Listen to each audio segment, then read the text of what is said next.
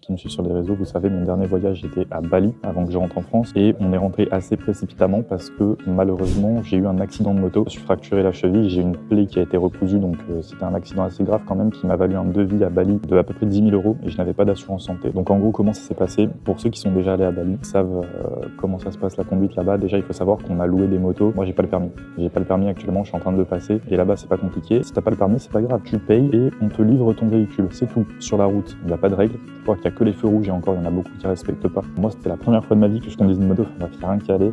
Et il faut savoir que cet accident, il est même pas arrivé à un moment où il y avait énormément de gens sur la route. Je pense que les motards vont comprendre, j'ai fait l'erreur, on va dire, de débutant. C'est vraiment au moment où tu penses que tu as le moins de chances d'avoir un accident, que tu es le moins attentif et que tu as un accident. J'ai doublé par la gauche un mec qui tournait à droite, qui avait mis son clignot et qui avait engagé à droite. Et dès que j'ai doublé, il s'est rabattu en accélérant. Il m'avait pas vu, il a pas regardé dans son rétro et puis il m'a foncé dedans. Donc je suis tombé, j'ai fait 3 comas. Ensuite, je suis allé à l'hôpital, on avait eu beaucoup de chance parce qu'il y avait l'hôpital qui était juste à côté. Enfin, pas un hôpital, mais en gros, un médecin qui était juste à côté, un service d'urgence. Donc ils ont pu me recoudre ma plaie très rapidement.